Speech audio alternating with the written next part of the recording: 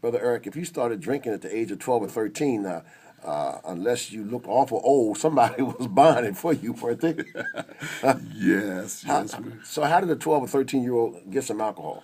First of all, we started off by just bumming quarters and nickels and dimes. And there was always a neighborhood wino, as we used to call them, and stuff that would go in for a few quarters and get what we wanted. So here you 12 or 13 years of age.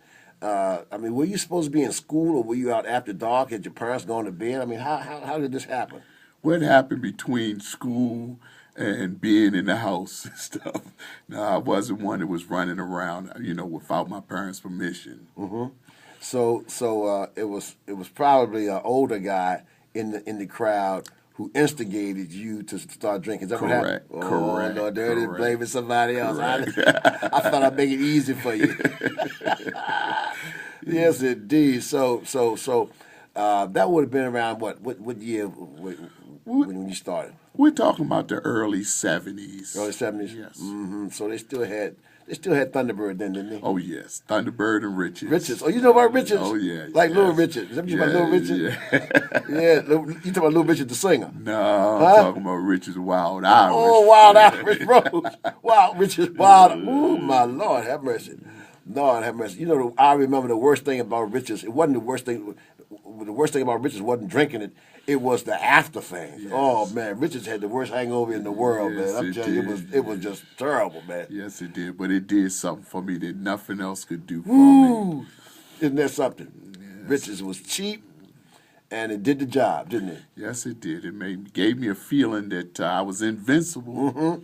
We were invincible long as we were drinking it. That's right. Yes, indeed. Lord have mercy, man. But then that invincibility turned into something else, didn't it? Oh, yeah. Along the way, the alcohol turned on me, and it became, I was dependent. There was no ifs, ands. The fun days were over with. And I had got to a point where I was dependent on alcohol. I woke up with the shakes in the morning. I had to be at the liquor store before 5:45 before it opened up at 6. Really? Yes. So you were one of those persons that early there, waiting for him to open that door. Oh, yes. Isn't that something? Oh, yes. Lord have mercy. Man, oh man, oh man, oh man. So that means that you were, you said dependent. You needed it. Oh, I had to have it. I had no choice in the matter. It was, I guess, a form of slavery. My body called for alcohol at 6 o'clock in the morning, and I had to have it. So how old were you when you were at the bar at 5:45? Mostly I was shaking, nervous. I mean, how old were you? Were you I an was adult then, or were you 17, I 18? was an adult. Adult then. Yes. Okay. It had- Working? Oh, yes. I had, well, at that point, I had pretty much finished my career in the military, and I was in my late 40s, since early 40s. So you were a military drunk. I mean, not a, you were a military alcoholic. Yes, that was part of the lifestyle of the military. So while you were in the Army, Yes. while you were in the Army, let me kind of guess, you maintained your alcoholism and drank while you were in the service, protecting our country Exactly. from the enemy. Exactly. Now, I bet you weren't drinking riches when you were in the Army. No. Huh? I had moved up the shelf a little bit. Moved up the shelf a little bit to what? To some Hennessy. Oh Lord, here you are.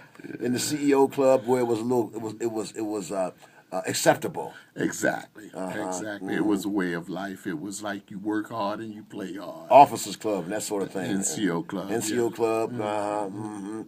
Everybody, good morning, Captain. How you doing, John? Nice to you. Yeah, want another drink? Set it up, and it was socially acceptable. Exactly. It really was. It was a part of the lifestyle in the military. And if you didn't drink, you were seen as somewhat of as an oddball, and through the physical exercising and everything like that, the drinking didn't take its toll as fast as it did maybe on somebody in the streets. Sure. but eventually it took its toll like it was supposed to. You know, you bring up a very interesting reality, and that is society has a way of camouflaging our reality. We're all right drinking around other people who are drinking, and we are all, and it's more like a concealed alcoholism and acceptability when we're in certain arenas. Exactly, exactly. If you're still functioning, like the military, if you're still functioning as far as performance of your job, and if you just come in every once in a while with a little buzz and a little alcohol on your breath, it's acceptable that, okay, well, he's a good guy, so Yes. we're going to cover for him. They call it functioning alcoholic. Exactly, exactly, Getting by, exactly, but at the same time on the inside it's killing you. exactly. Cirrhosis of the liver and the kidney problems and deterioration of family and wife and children, knowing what's really going on inside, but when you come out, you putting on a facade. Right. Well, I suffer from pancreatitis, bleeding ulcers, seizures Really? from alcohol withdrawal. Yes, I have. It took its toll the way alcohol was meant to do. Yes, yes, but that didn't stop you from drinking. Oh no, oh no. I was in deep denial about my alcoholism. It was the hardest. The denial was the hardest part of coming out of my alcoholism. Denial. Exactly.